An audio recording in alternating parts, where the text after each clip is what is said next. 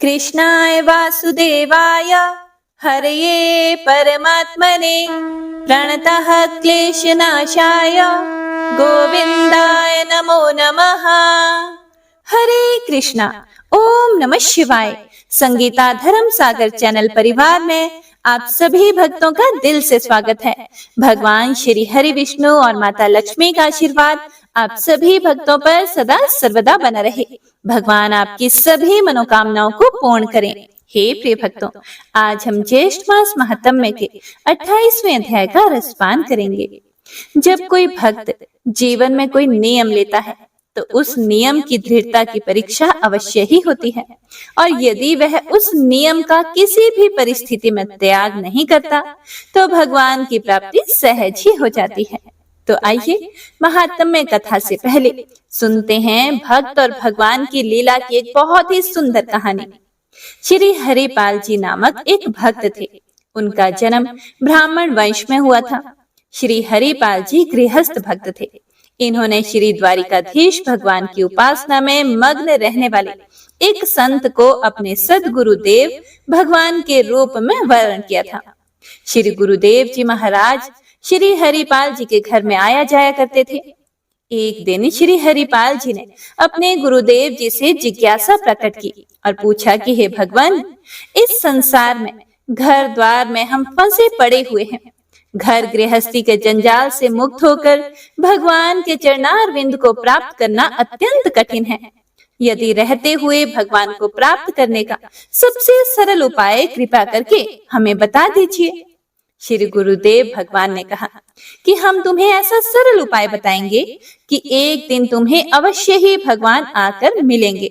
श्री गुरुदेव जी ने कहा कि तुम साधु संतों के चरणों में श्रद्धा रख कर उनकी खूब सेवा किया करो। यदि तुमने जीवन में एक नियम का निर्वाह कर लिया तो भगवत प्राप्ति तो निश्चित है। सतत नाम जप करते हुए प्रतिदिन किसी न किसी संत को अपनी श्रद्धा से भोजन कराया करो। भगवान संतों के पीछे पीछे चलते हैं। भगवान अपने भक्तों के समीप छाया की तरह चलते हैं और गुप्त रूप से श्री सुदर्शन जी भक्तों की रक्षा करते हैं। यदि तुम संतों को रिझा लोगे तो भगवान स्वयं ही रिझ जाएंगे। हरिपाल जी ने कहा, हे गुरुदेव, हम प्रतिदिन संतों को कहाँ ढूंढने जाएंगे भला? गुरुदेव जी ने कहा कि तुम चिंता मत करो, तुम्हारे द्वार पर भगवान की कृपा से स्वयं ही संत आ जाएंगे। हे प्रिय भक्तों, उस दिन से श्री हरिपाल जी संतों की सेवा करने लगे। साधु संतों से उनका बड़ा प्रेम हो गया। पहले श्री हरिपाल जी के पास बहुत धन हुआ करता था। संतों की बड़ी सेवा किया करते थे। जो भी संत उनके घर आते थे वह हमेशा प्रसन्न होकर ही वापस लौटते थे।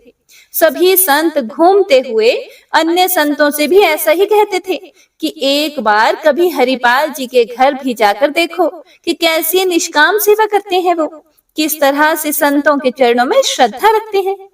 अब तो बहुत से संत आने लगे। धीरे धीरे हरिपाल जी के घर संतों का आना जाना बढ़ गया।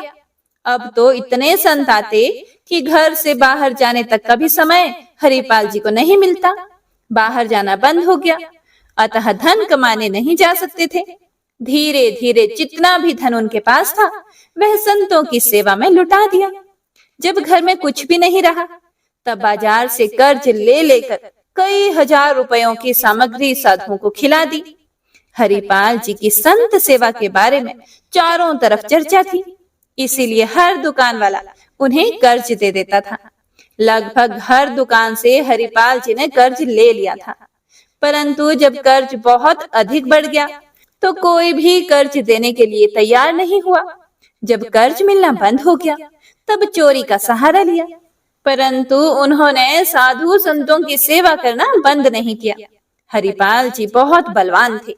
वे सोचते थे कि यह भगवान और संतों से विमुख लोग दान धर्म तो करते नहीं और ना ही भजन करते हैं। भगवान से विमुख लोगों का धन यदि चोरी करके संत सेवा की जाए तो इन भगवत विमुखों का अन्न संतों के पेट में जाएगा और इस तरह से इन भगवत विमुख लोगों का भी कल्याण हो जाएगा और संतों की सेवा भी हो जाएगी। चोरी करते समय यह ध्यान में रखते थे कि भगवान से विमुख धनिक का धन ही लूं। जो भक्त वैष्णव संत हों अथवा भक्त का कोई चिन्ह, तिलक, कंठी दिखाई पड़े तो उस व्यक्ति का वे धन नहीं चोरी करते थे। संतों की सेवा थोड़ी देर के लिए अपनी पत्नी को सौंपकर वे बाहर जाते थे और घूमकर यह देख लेते थे कि किसके घर में भगवान की सेवा नहीं होती, कहाँ भजन नहीं होता। फिर रात में जाकर उसी घर में वे चोरी करते थे। हे प्रिय भक्तों, एक दिन बाहर जाकर वे सोचने लगे कि आज किसके घर में चोरी की जाए। उन्हें एक वैश्य व्यापारी का घर दिखाई पड़ा। हरिपाल जी ने वहां जाकर देखा कि यहाँ कोई कंठी, तिलक धारण नहीं करता, घर में जप कीर्तन भी नहीं होता। हरिपाल जी ने सोचा कि आज रात में इसी के घर में चोरी करूं। रात्रि के समय हरिपाल जी उस व्यापारी के घर में चुपचाप चले गए और चोरी करने लगे। जिस व्यापारी के घर में हरिपाल जी गए थे, वो गुप्त रूप से भजन करता था। संतों में उसकी बड़ी श्रद्धा थी, वैष्णव वेश में उसकी श्रद्धा थी, परंतु वह बाहरी रूप से तिलक, कंठी धारण नहीं करता था। वह ये भी जानता था कि हरिपाल जी संतों की सेवा के निमित्त चोरी करते हैं, परंतु वे बड़े कंजूस थे और कंजूस होने की वजह से कभी भी हरिपाल जी की सहायता नहीं कर पाए। हरिपाल जी रात में जब उनके घर पर चोरी कर रहे थे, तभी थोड़ी आवाज हुई। व्यापारी की बेटी नींद से जागी और पिताजी को भी नींद से जगाया। व्यापारी की बेटी ने कहा कि पिताजी, लगता है कि घर में कोई चोर घुस आया है। हरिपाल जी एक जगह छिप गए। व्यापारी अपनी बेटी से कहने लगा कि बेटी चुप हो जाओ, आवाज मत करना। यहाँ श्री हरिपाल जी के अलावा चोर कौन है भला? इस नगर में एक वही तो चोर है। हमारा परम सौभाग्य है कि हरिपाल जी हमारे घर चोरी करने आए हैं। कंजूसी के कारण हम उन्हें धन तो कभी भी नहीं दे पाए, परंतु अब हमारा भी धन संतों की सेवा में लगेगा। तुम जाकर चुपचाप सो जाओ, नहीं तो संतों की सेवा में विघ्न होगा। वह दोनों जाकर सो गए, परंतु हरिपाल जी ने उनकी सारी बातें सुन ली। अब हरिपाल जी रोने लगे और पश्चाताप करने लगे कि यह व्यापारी संतों में कैसा भाव रखता है। अब घर घर चोरी करना भी सही नहीं लगता। पता नहीं कौन गुप्त भक्त हो और हमें अपराध लगे। यह सोचकर उनके मन में बहुत ग्लानि हुई और उन्होंने निश्चय किया कि आज के बाद रात्रि के समय किसी के घर में भी चोरी नहीं करूंगा।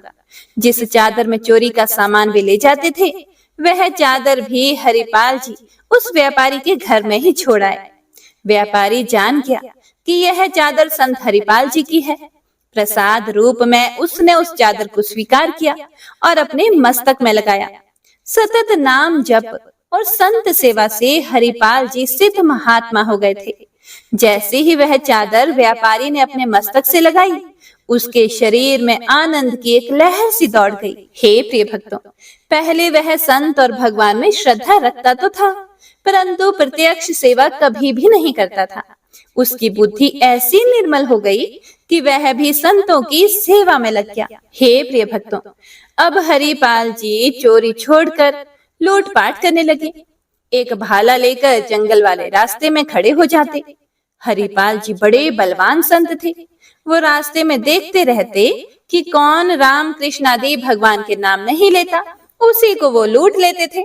एक दिन कुछ लोग उस रास्ते से जा रहे थे। हरिपाल जी ने उनके गले पर भाला रख दिया और कहा कि जितना भी धन है सारा हमें दे दो। उनमें से एक व्यक्ति डर गया और उसके मुख से निकल गया, हे द्वारिकाधीश, हे विठलेश, हे कृष्ण। हे प्रिय भक्तों, अब देखिए, हरिपाल जी भगवान का नाम सुनते ही पीछे हट गए और उन्हें छोड़ दिया। उन लोगों ने सब तरफ यह प्रचार कर दिया कि जंगल के रास्ते से जाने वाले सभी भगवान का नाम गाते हुए जाएं। उन्हें हरिपाल जी से कोई भी खतरा नहीं होगा। अब उस रास्ते से जाने वाले सभी लोग सीताराम, राधे श्याम, कृष्ण कृष्ण गाते हुए चलते। अब हरिपाल जी की लूटपाट पूरी तरह से बंद हो गई थी। एक दिन द्वार पर बड़ी ही संत मंडली आ गई। अब संतों का सत्कार कैसे करें? अपनी पत्नी से यही बातचीत करने लगे कि घर में कुछ भी सामग्री नहीं थी। ऐसे में दोनों दंपति भगवान का स्मरण करने लगे। निष्किंचन भक्त श्री हरिपाल जी को चिंतित जानकर द्वारिका में श्री रुक्मणी जी के महल में विराजमान भगवान श्री कृष्ण सोच में पड़ गए। उनकी साधु सेवा की निष्ठा से भगवान का मन हर लिया था। इसीलिए भगवान ने मूल्यवान वस्त्र आभूषण धारण करके सेठ का रूप बनाया और चलने लगे। श्री रुक्मणी जी ने पूछा कि हे प्रभु, सेठ बनकर आज कहाँ जा रहे हो? इतने सारे आभूषण तो पहनकर आप कहीं नहीं जाते। फिर प्रभु बोले, हमारा एक प्रेमी भक्त है, उसी के पास जा रहा हूँ। रुक्मणी जी भी सोचने लगी कि ऐसा कौन सा भक्त है जिनके यहाँ इतने सज धज के जा रहे हैं। रुक्मणी जी ने कहा, मैं भी साथ चलूं क्या? भगवान ने कहा कि आओ चले, परंतु श्रृंगार में कोई कमी ना करना। सारे सुंदर आभूषण आप धारण करो और हमारे साथ चलो। फिर भगवान ने रुक्मणी जी से कहा कि हम ऐसे भक्त के यहाँ जा रहे हैं, वहां तुम कोई भी भगवत चर्चा मत करना, केवल व्यापार, वस्त्र, आभूषणों के बारे में ही बात करना। रुक्मणी जी सोचने लगी कि ऐसा कौन सा भक्त है जो भगवान की चर्चा से चिढ़ता हो। दोनों सेठ और सेठानी श्री हरिपाल भक्त के द्वार पर आए और पूछने पर श्री हरिपाल जी से कहने लगे कि मैं अमूक गांव जा रहा हूँ। रास्ते में अकेले जाने पर अनेक संकट हैं। यदि हमें कोई पहुंचा दे तो हम उसे मजदूरी के रुपए दे देंगे। अब भक्त हरिपाल जी ने कहा कि संत लोग द्वार पर रुके हुए हैं, मजदूरी के रुपए पहले दे दो। सेठ ने रुपए दे दिए। उन रुपयों को लेकर हरिपाल ने अपनी पत्नी को देकर कहा कि इन रुपयों से संतों को बाल भोग कराओ, मैं इन्हें पहुंचाकर अभी आता हूँ। अब जंगल में जाते समय सेठ के पास बहुत सा धन देखकर श्री हरिपाल जी मन ही मन अति प्रसन्न हुए। श्री हरिपाल जी ने ध्यान देकर देखा कि उनके गले में माला और मस्तक में तिलक नहीं है, कि ये वैष्णवों का सा आचार, नाम उच्चारण आदि भी नहीं कर रहे हैं। इनके शरीरों पर अति मूल्यवान इतने आभूषण हैं, तो घर में सोना, चांदी, जवाहरात के भंडार भरे होंगे। ऐसे में यदि मैं यह सब छीन भी लूं तो कोई विशेष हानि नहीं होगी। सेठ सेठानी भी केवल घर व्यापार की बातें ही करते रहे।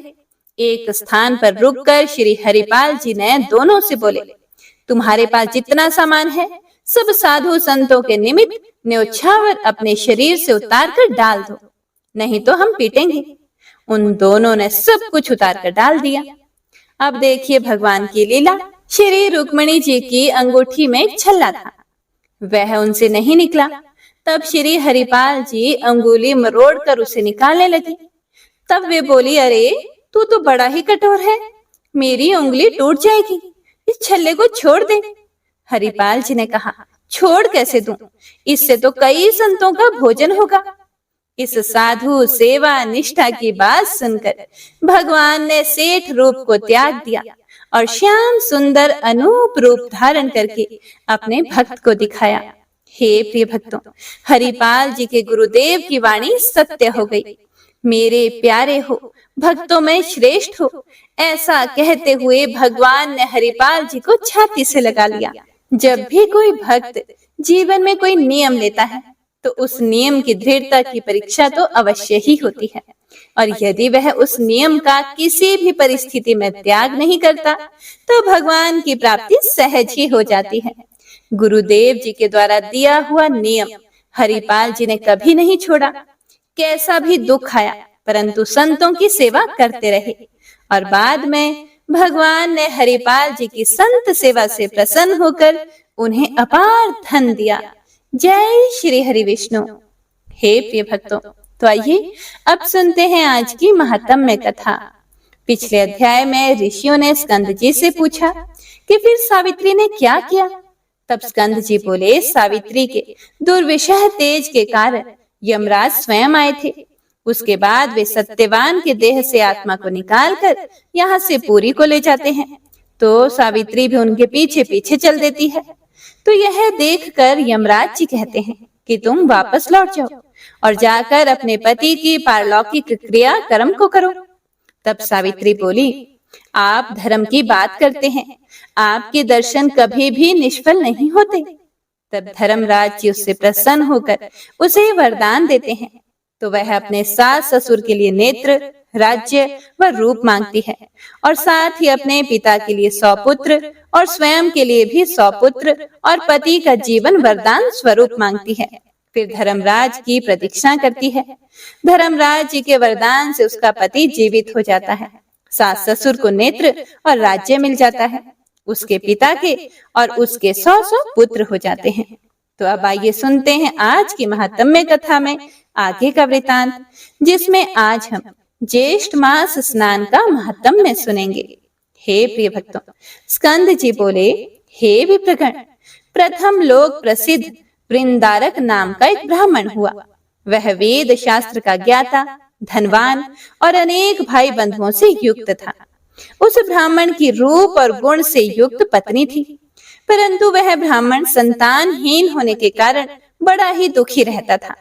उसने अपनी पत्नी देवसेना के साथ चिरकाल पर्यंत सुख भोग किया, परंतु वृद्धावस्था में पुत्रहीन होने के कारण अत्यंत दुखी हो गया। उसने संतान के निमित्त अनेक व्रत यथाविधि किए। जब वृद्धावस्था तक भी उस ब्राह्मण की कोई संतान नहीं हुई, तो वह अपने प्राण त्यागने के निमित्त बड़े भारी गहन वन में चला गया। वन में जाकर उसने भोजन और निद्रा का त्याग कर दिया। चौथे दिन वह ब्राह्मण विकलता के वश होकर उस वन में मूर्छित होकर गिर पड़ा। सब पर दया करने वाले भगवान उसके निश्चय को देखकर एक ब्राह्मण के रूप में उसके पास आकर यह वचन बोले कि हे ब्राह्मण, तुम कौन हो, कहां से आए हो और अपने प्राणों का त्याग क्यों करते हो? उस ब्राह्मण रूपधारी भगवान के वचन सुनकर वृंदारक ब्राह्मण ने अपना सारा वृतांत कहा। फिर भगवान कहने लगे, हे ब्राह्मण, तुम अपने घर जाओ और जो व्रत मैं तुमको बतलाता हूँ उसको करो। सुनो, ज्येष्ठ मास के आने पर जितेंद्रिय होकर प्रतिदिन सूर्योदय से पहले स्नान करो। 1 मास तक ब्रह्मचारी रहकर हविष्यान भोजन करो। त्रिविक्रम भगवान का पूजन तथा दही और चावल का नैवेद्य अर्पण करो। वृक्षों तथा ब्राह्मणों के घर में जलदान करो। हे द्विज, इस उपाय के करने से अवश्य ही तुमको पुत्र प्राप्त होगा। ऐसा कहकर ब्राह्मण रूपधारी भगवान वहां से अंतर्ध्यान हो गए। अब वृंदारक विष्णु रूप मानकर अपने घर उनके कथनानुसार अपनी पत्नी सहित व्रत करने को तत्पर हुआ और प्रतिदिन प्रातः काल स्नान करने लगा।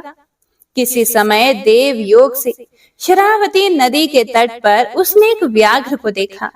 वृक्षों के झुंड में से वह अत्यंत भूखा व्याघ्र वृंदारक के समीप आया और उस व्याघ्र को आया देखकर वृंदारक ने जल पात्र को उसके ऊपर फेंक दिया और जल बिंदु के स्पर्श से वह व्याघ्र दिव्य देवधारी हो गया।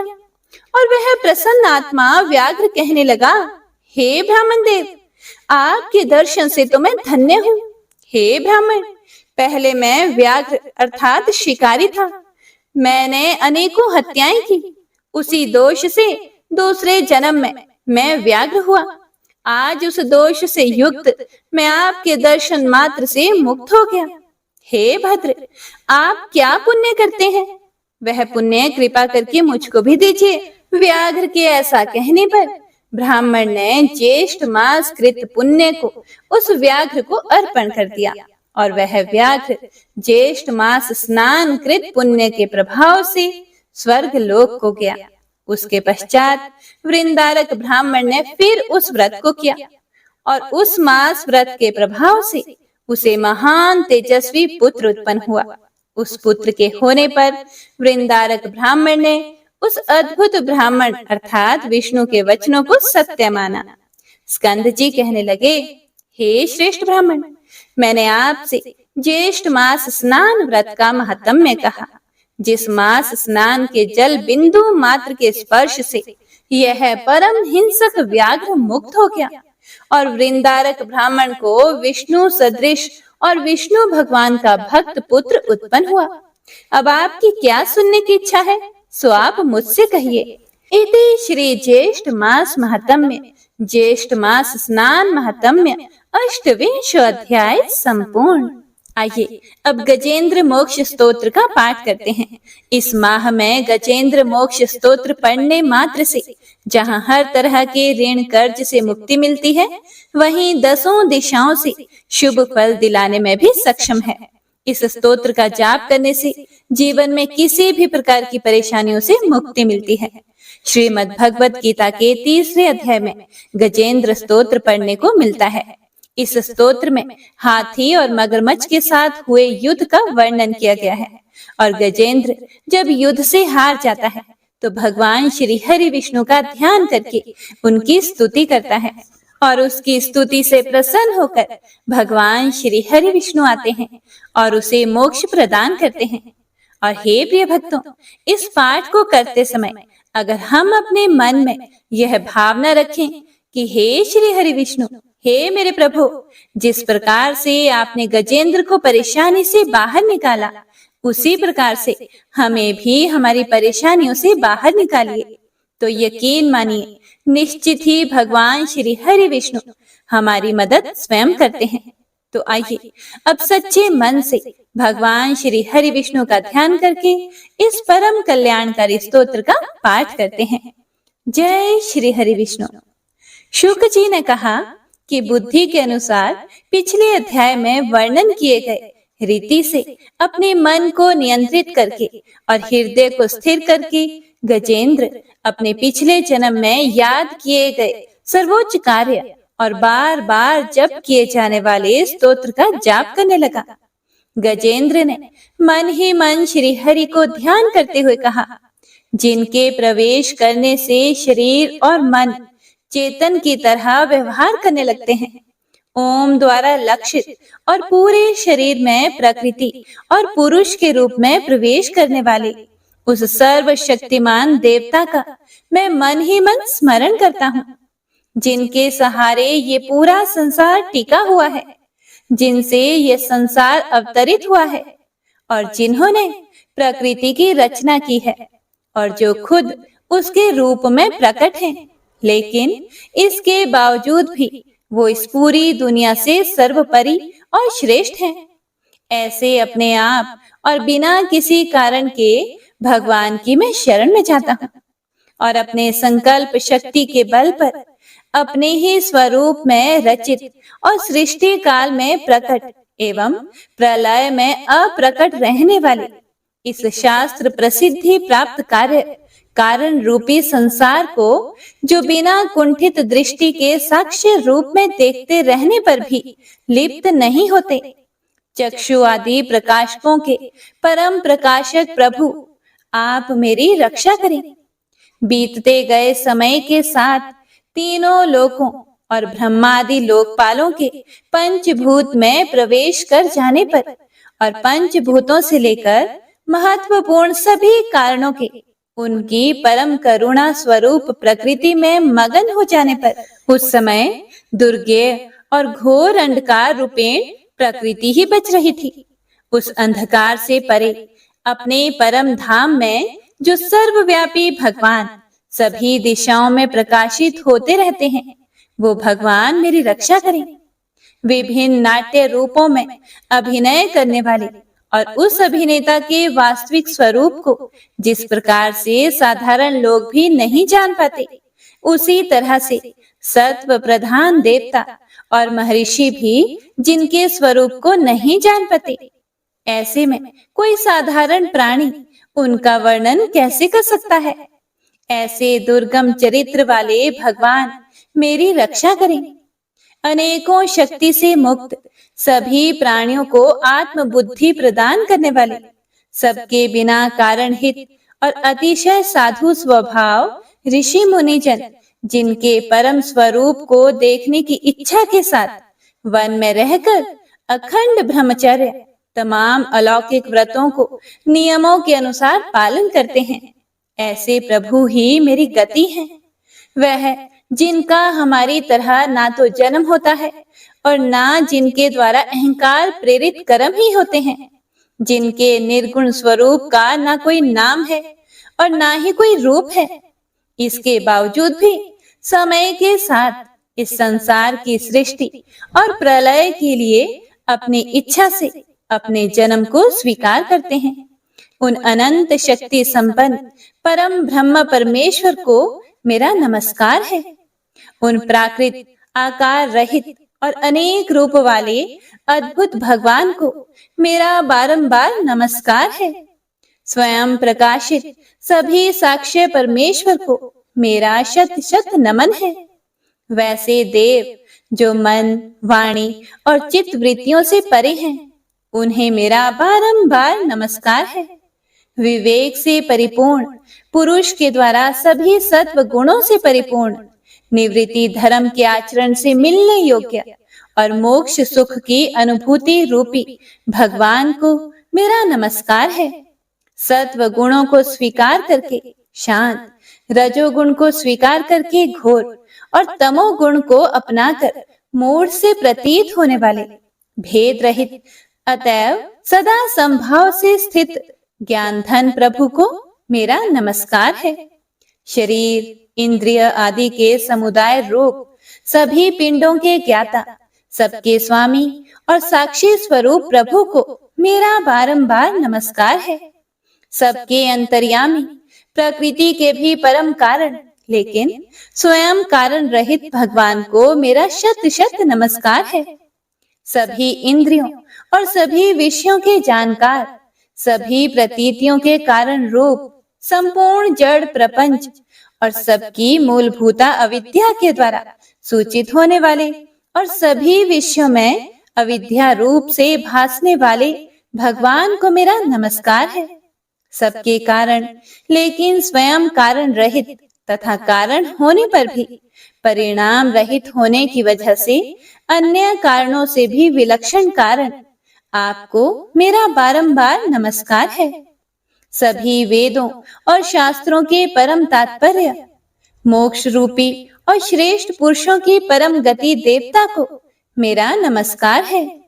वह जो त्रिगुण रूपों में छिपी हुई ज्ञान रूपी अग्नि है, वैसे गुणों में हलचल होने पर जिनके मन में संसार को रचने की वृत्ति उत्पन्न हो उठती हो और जो आत्मा तत्व की भावना के द्वारा विधि निषेध रूप शास्त्र से भी ऊपर उठे हों, जो महाज्ञानी महात्माओं में स्वयं प्रकाशित हो रहे हैं, ऐसे भगवान को मेरा नमस्कार है।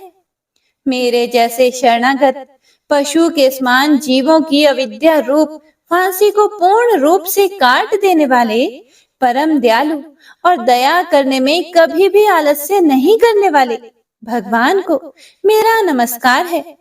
अपने अंश से सभी जीवों के मन में अंतर्यामी रूप से प्रकट होने वाले सर्वनियंता अनंत परमात्मा आपको मेरा नमस्कार है।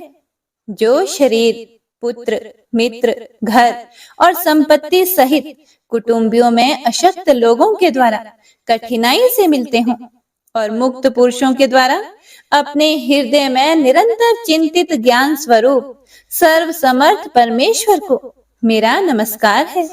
वह जिन्हें धर्म, अभिलाषित भोग, धन और मोक्ष की कामना से मनन करके लोग अपनी मनचाही इच्छा पूर्ण कर लेते हैं, अपितु जिन्हें विभिन्न प्रकार के अयाचित भोग और अविनाशी पार्षद शरीर भी देते हैं, वैसे अत्यंत दयालु प्रभु मुझे इस प्रकार की विपदा से हमेशा के लिए बाहर निकालें। वह जिनके एक से अधिक भक्त हैं, जो मुख्य रूप से एकमात्र उसी भगवान की शरण में हैं, जो धर्म, अर्थ आदि किसी भी पदार्थ को नहीं चाहते, अपितु जो केवल उन्हीं के परम मंगलमय एवं अत्यंत विलक्षण चरित्र का गुणगान करते हुए उनके आनंदमय समुद्र में गोते लगाते रहते हैं। उन अविनाशी, सर्वव्यापी, सर्वमान्य ब्रह्मादि के भी नियामक, अभक्तों के लिए भी हमेशा प्रकट होने वाले, भक्ति योग द्वारा प्राप्त अत्यंत निकट होने पर भी माया के कारण अत्यंत दूर महसूस होने वाले, इंद्रियों के द्वारा अगम्य और अत्यंत दुर्विज्ञ, अंत रहित लेकिन सभी के आदि कारक और सभी तरफ से परिपूर्ण उन प्रभु की मैं स्तुति करता हूँ। वो जो ब्रह्मा सहित सभी देवता, चारों वेद तथा समस्त चराचर जीव नाम और आकृति भेद से जिनके अत्यंत क्षुद्र अंशों से रचे गए हैं। जिस तरह से जलती हुई अग्नि की लपटें और सूरज की किरणें बार बार निकलती हैं और फिर से अपने कारण में ही लीन हो जाती है, उसी प्रकार बुद्धि, मन, इंद्रियां और नाना योनियों के शरीर, जिन सभी गुणों से प्राप्त शरीर जो स्वयं प्रकाश परमात्मा से प्रकट होता है और फिर से उन्हीं में लीन हो जाता है, वह प्रभु जो ना तो देवता है, ना असुर, ना मनुष्य है और ना ही मनुष्य से नीचे किसी अन्य योनि के प्राणी, ना ही वो स्त्री हैं और ना ही पुरुष, ना ही नपुंसक और ना ही वो कोई ऐसे जीव हैं जिनका इन तीनों ही श्रेणी में समावेश है। वो ना तो गुण है, ना कर्म, वो ना ही कार्य है और ना ही कारण। इन सभी योनियों का निषेध होने पर जो बचता है वही उनका असली रूप है और वे ही सब कुछ हैं। ऐसे प्रभु मेरा उत्थान करने के लिए प्रकट हो। अब मैं इस मगरमच्छ के चंगुल से आजाद होने के बाद जीवित नहीं रहना चाहता। इसकी वजह ये है कि मैं सभी तरफ से अज्ञानता से ढके इस हाथी के शरीर का क्या करूं? मैं आत्मा के प्रकाश से ढक देने वाले अज्ञानता से युक्त इस हाथी के शरीर से मुक्त होना चाहता हूं, जिसका काल क्रम से अपने नाश नहीं होता, बल्कि ईश्वर की दया और ज्ञान से उदय हो पाता है।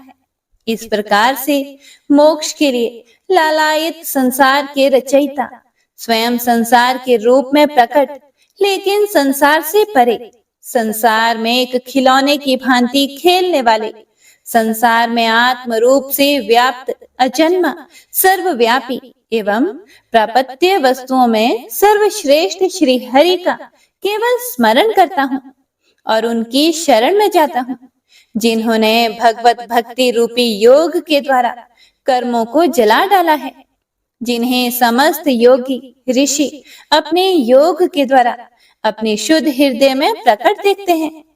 उन योगेश्वर भगवान को मेरा नमस्कार है। वह जिनके त्रिगुणे शक्तियों का राग, रूप, वेग और असह्य है, जो सभी इंद्रियों के विषय रूप में मौजूद हैं। वह जिनकी इंद्रियां समस्त विषयों में ही बसी रहती है। ऐसे लोगों को जिनको मार्ग मिलना भी संभव नहीं है, वैसे शरणागत एवं अपार शक्तिशाली वाले भगवान आपको मेरा बारंबार नमस्कार है। जिनकी अविद्या नाम के शक्ति के कार्य रूप अहंकार से ढके हुए हैं, वह जिनके रूप को जीव समझ नहीं पाते हैं, ऐसे अपार महिमा वाले भगवान की मैं शरण लेता हूँ। हे प्रिय भक्तों, श्री सुखदेव जी कहते हैं कि वह जिसने पूर्व प्रकार से भगवान के भेद रहित सभी निराकार रूप का वर्णन किया था, उस गजराज के करीब जब ब्रह्मा आदि अन्य कोई भी देवता नहीं आए, जो अपने विभिन्न प्रकार के विशेष विग्रहों को ही अपना रूप मानते हैं, ऐसे में साक्षात विष्णु जी, जो सभी के आत्मा होने के कारण सभी देवताओं के रूप हैं, तब वह वहां पर प्रकट हुए। गजराज को इस प्रकार से दुखी देखकर और उसके पढ़े गए स्तुति को सुनकर चक्रधारी प्रभु इच्छानुसार वेग वाले गरुड़ की पीठ पर सवार होकर सभी देवों के साथ उस स्थान पर पहुंचे जहां वह गज था। गज अर्थात हाथी था। सरोवर के अंदर महाबलशाली मगरमच्छ द्वारा जकड़े और दुखी उस हाथी ने आसमान में गरुड़ की पीठ पर बैठे और हाथों में चक्र लिए भगवान श्री हरि विष्णु को आते हुए जब देखा, तो वह अपनी सूंड में पहले से ही उनकी पूजा के लिए रखे कमल के फूल को श्री हरि पर बरसाते हुए कहने लगा, सर्व पूज्य भगवान श्री हरि नारायण, आपको मेरा प्रणाम है। सर्व पूज्य भगवान श्री हरि, आपको मेरा नमस्कार है।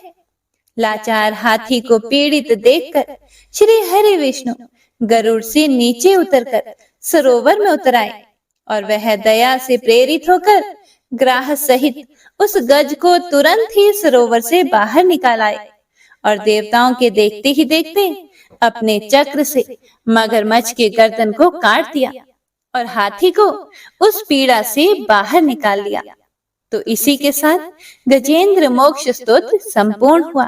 तो सभी एक बार प्रेम से बोलिए, भगवान श्री हरि विष्णु की जय।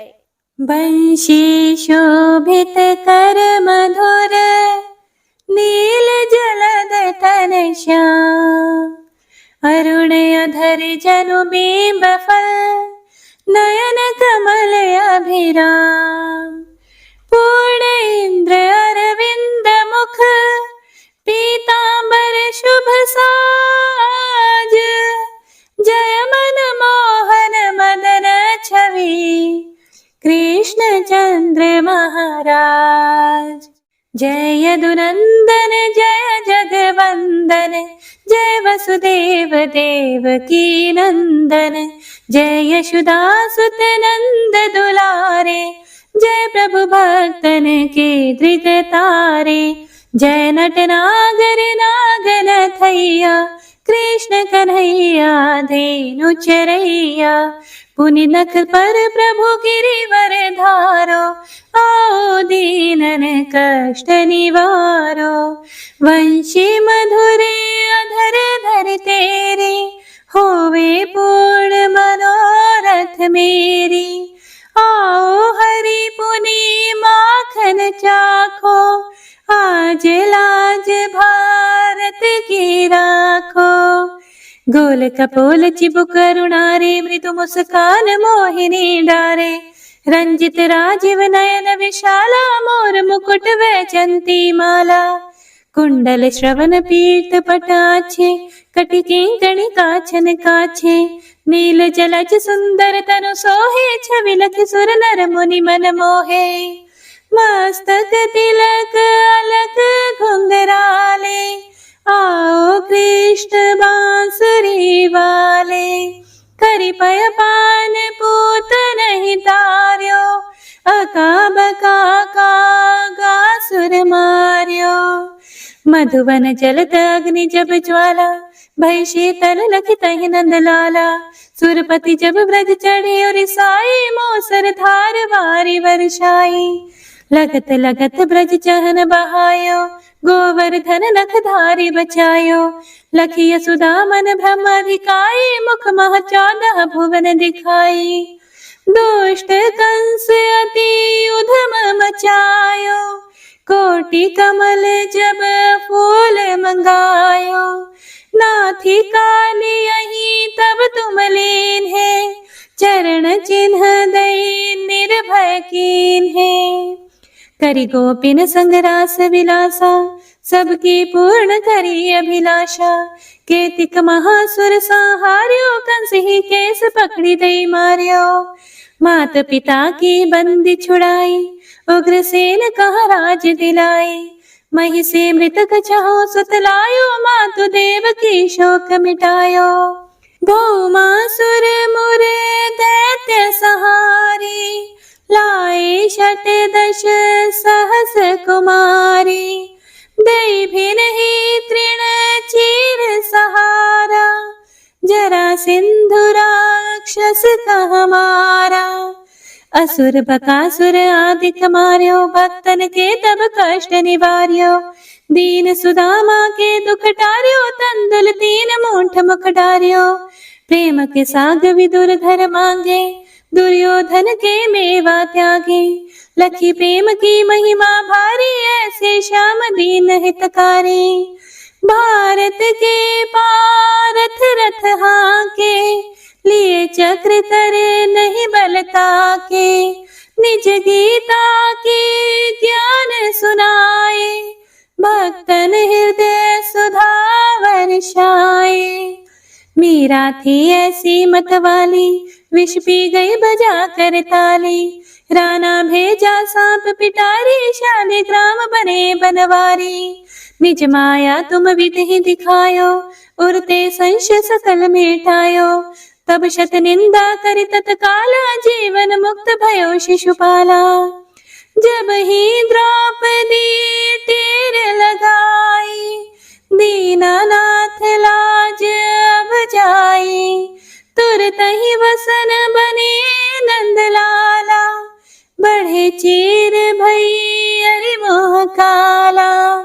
असनाथ के नाथ कन्हैया, डूबत भंवर बचावत नैया। सुंदर दास आसुर धारी, दया दृष्टि कीजिए बनवारी।